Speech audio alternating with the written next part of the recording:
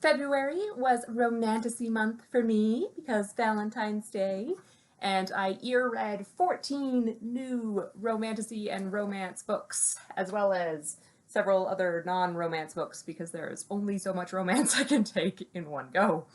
And combined with several romantasy books that I ear-read before February, as well as, romance is a pretty common subplot in most fiction books anyway.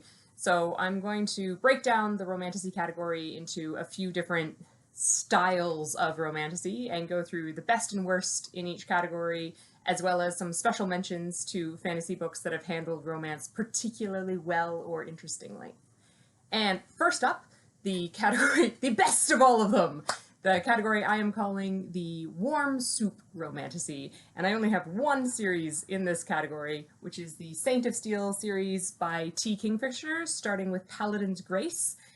It is, I call this category the warm soup category because it can be spicy, like the traditional popularized romantasy that you're thinking of, like the Fourth Wing style stuff, but also just very comforting.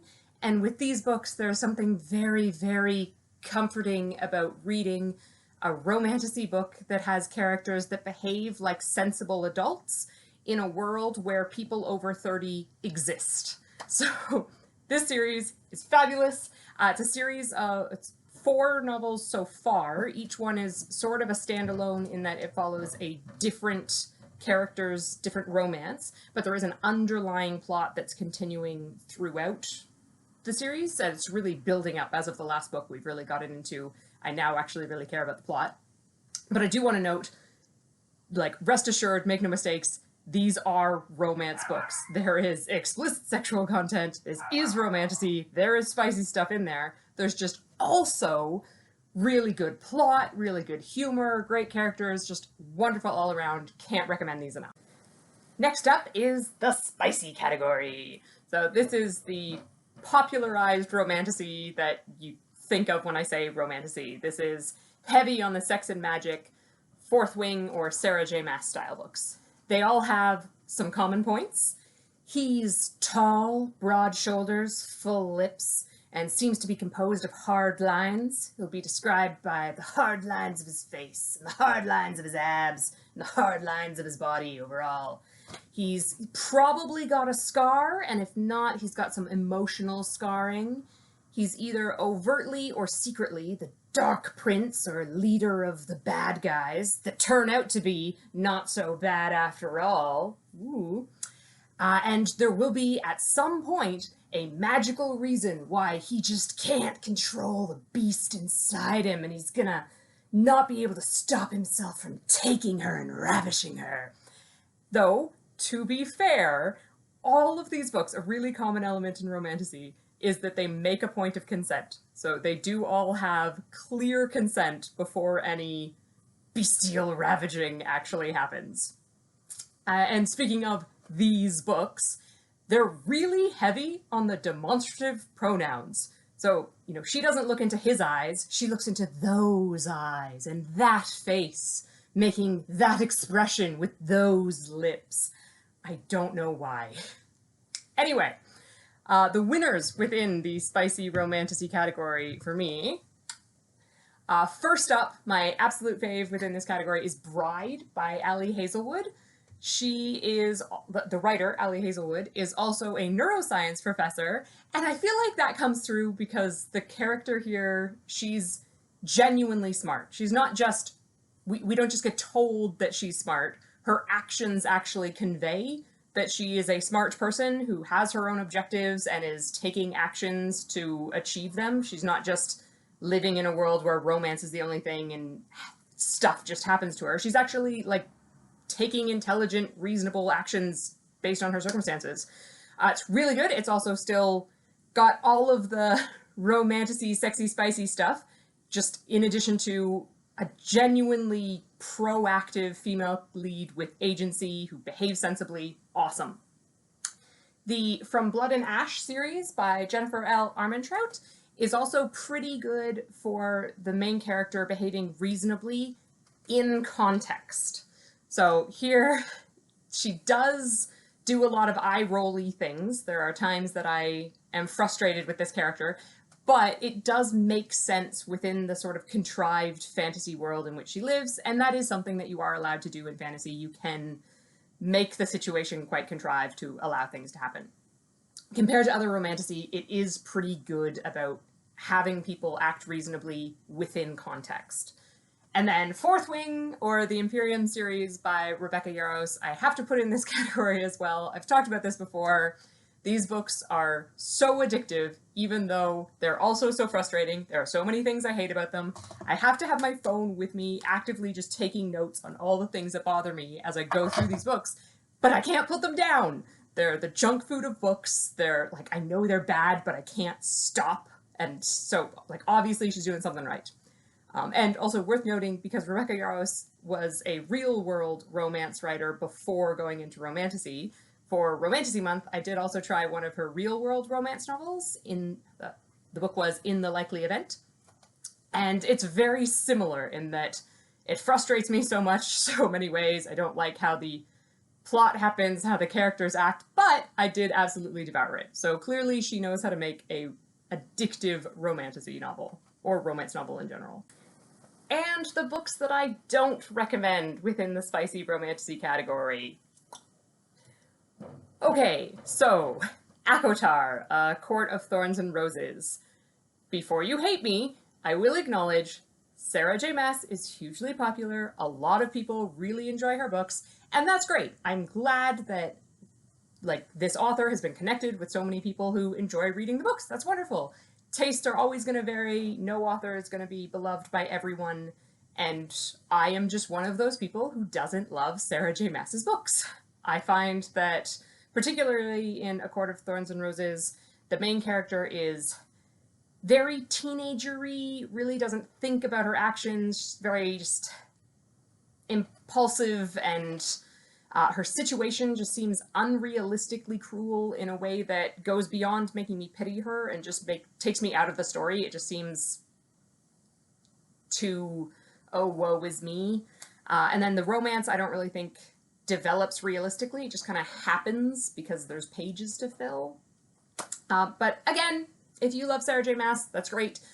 If your taste preferences tend to align with mine, or if you find going through romantasy, you get annoyed at the overwhelming teenageriness of some of these characters, then these probably aren't for you. I will note, I read the first book of Crescent City, House of Earth and Blood, and that one is better, but still not great. Also in this don't recommend category, we've got Hades and Persephone, Radiance, and The Beginning of Everything. In all of these, they're unrealistic and problematic. The characters don't really think through their actions. They just act for the sake of allowing contrived romance plots to happen. And there's a lot of issues with show versus tell. I think romantasy in general really wants to have strong, independent female leads. And so it tells us in their backstory, this character is a really strong, independent woman, but then shows us in her actions that she's just letting life happen to her. She just kind of stands there and events happen and she goes, oh no! And that almost makes it worse than if it was just meant to be a pushover-y character. Like, if you're telling me this is a strong female character, and then showing this is what you think a strong female character would do, that's really frustrating. Okay, and the next category is the chick lit romantasy. So these are either a little bit less heavy on the romance plot or a little bit less heavy on the sexually explicit content, but still have a very strong romance theme throughout the book. And the winners here are... First up is Hurricane Wars by Taya Guanzon. It's a lot like Fourth Wing, and it's almost in the spicy category, except that it's got a little bit too much emphasis on the actual plot of the book, which is absolutely a good thing. So the writing and the world here have a feel that this is a mythology-based story, but actually I'm pretty sure it started out as Kylo Ren Star Wars fan fiction. It does not feel that way. It feels really rich and really like it's digging on some like unique cultural roots. So it's just a really vibrant world that's being presented, and it's a really full story that's got actual plot. There's a whole war happening. him and her start out on opposite sides of this war. Magical situation forces them together in a kind of overriding save the world plot. So like the war is still there, but also we all live on the planet and need to save the world. And the book does a really good job of balancing, focusing on their relationship and the whole friends to enemies thing, as well as all of these other bigger issues that are still happening, which allows the romance to seem more realistic, because you know that in this situation you wouldn't just be fluttering your eyelashes at this guy. You've got bigger things to care about. So the fact that we are actually addressing those bigger things allows the time we spend with the romance to feel more real, which is really good. Also, here's Outlander, kind of the original of Romantasy. And honestly, I enjoyed this book a lot more than I was expecting. I decided I'd read it because, you know, it's such a staple classic within the genre, but I wasn't expecting it to be enjoyable. I thought it'd be like a stepping stone. But it's really well written. I understand why it's very popular. Historical fiction isn't really my thing, so it's not my favorite book overall, but I do have to acknowledge the quality's really good. They do a good job of earning the romance in this one, so they're not just magically in love with each other, poof. This woman gets thrown back in time 200 years, and yeah, she does kind of stumble into this new hottie, ooh, but she's got bigger things to worry about. Like, she's been thrown back in time. There's a huge culture shock, and also the big issue of how do I get back home? And she very realistically is focused more on those things. So the romance does have to genuinely develop, which is quite nice. And they do a great job of making her skills that she's bringing in from the future realistically transferable. So she is a nurse, and she goes back in time, so she's got like extra medical knowledge. But I am a scientist, and I can tell you that if I went back in time, I would have a lot of trouble transferring that skill set and knowledge without, like, the internet or some time to prepare. You can't just immediately translate. The skills you have are kind of situation dependent, and without the lab and the technology and the equipment you're used to using, it would be really tricky to convey all that high-level science. So they do set her up with a backstory where she's done a lot of travel and field work and stuff in a way that makes it plausible that she could actually transfer those skills. So I really appreciate that. And finally in this category is Yumi and the Nightmare Painter by Brandon Sanderson. This one is a true chick lit style. It's a very PG romance, no sexually explicit content in here. It's just a very sweet story. Now, if you're not familiar with Brandon Sanderson's work, this book exists within the Cosmere, which is his multi-book universe. It is written to be a standalone that you could just read without prior knowledge. I think it might be a little bit confusing, or there'd be some characters that seem quite random, or like some aspects of this overall fantasy world that sort of come in that I think if you didn't have the prior knowledge wouldn't land as well. So I'd recommend reading this if you are already familiar with the Cosmere. And I definitely recommend getting familiar with the Cosmere. So, you know, definitely check out Brandon Sanderson's work. There are a few middle books in this category that aren't quite my top picks, but also I could still maybe recommend them. So, Daughter of the Moon Goddess by Su Lin Tan was quite good. It just wasn't quite good enough to be a top recommendation, but still very enjoyable. It's a mythology-inspired world. So the magic system is a little bit softer, as they tend to be. It's more of a go along for the storytelling and kind of dreamlike feel.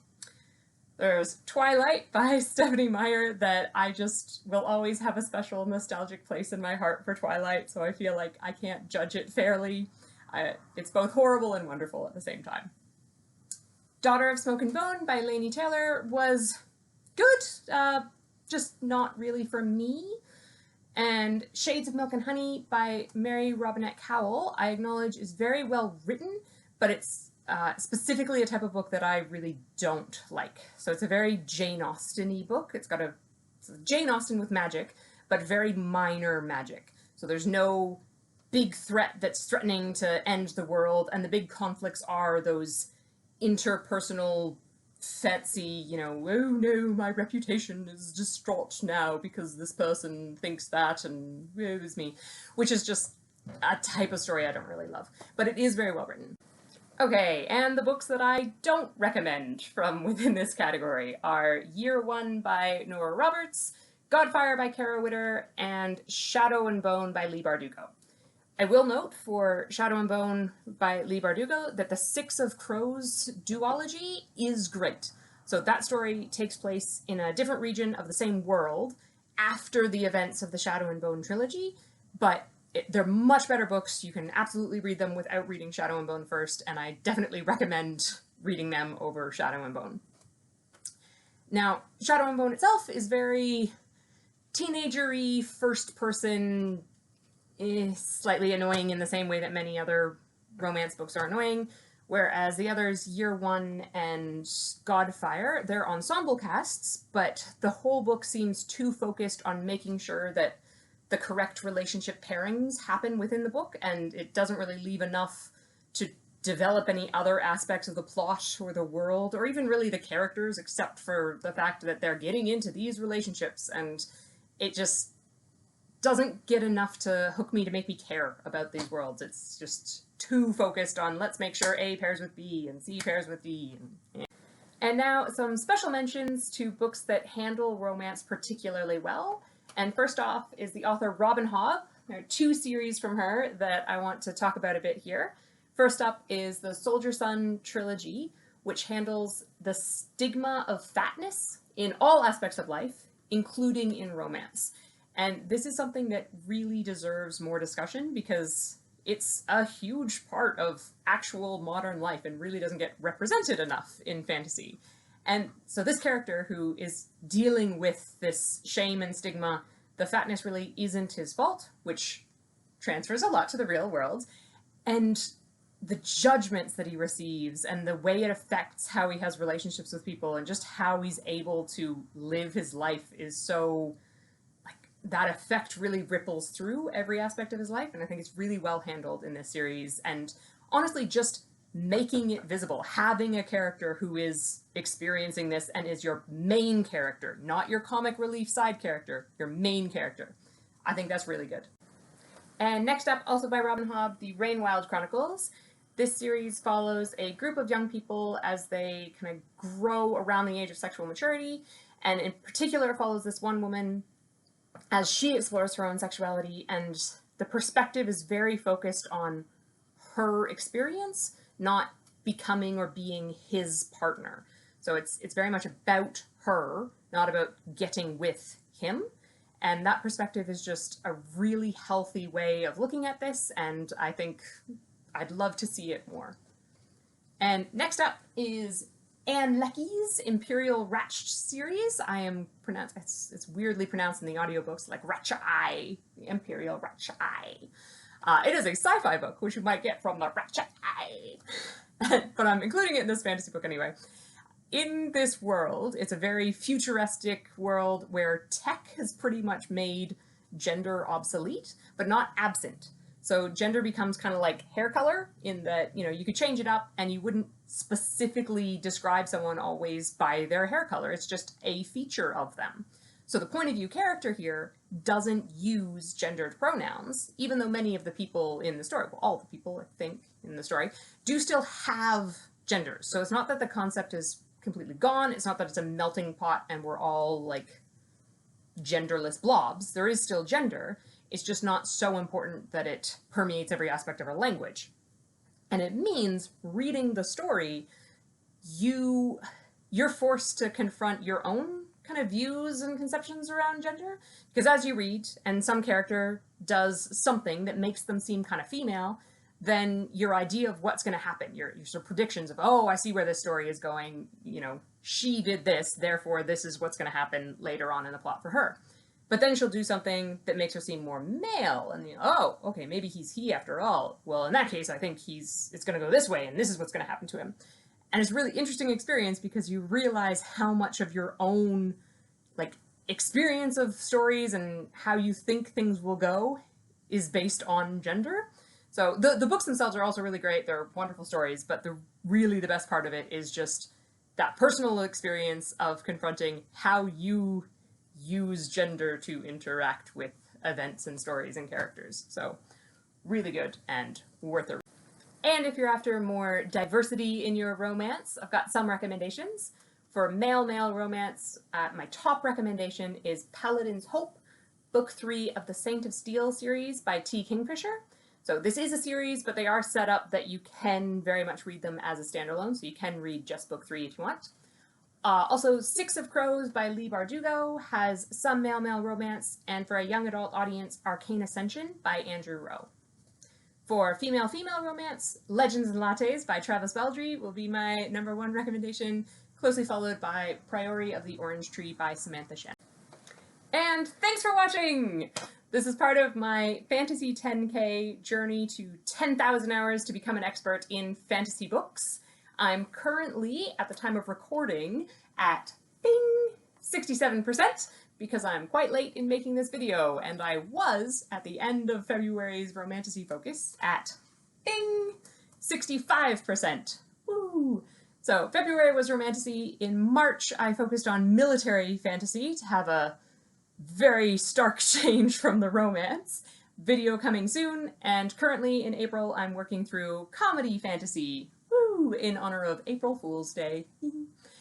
Anyway, if you have any recommendations, please let me know. I'm always open to them. I won't get to all of them immediately, but I am keen to hear recommendations. And yeah, cheers!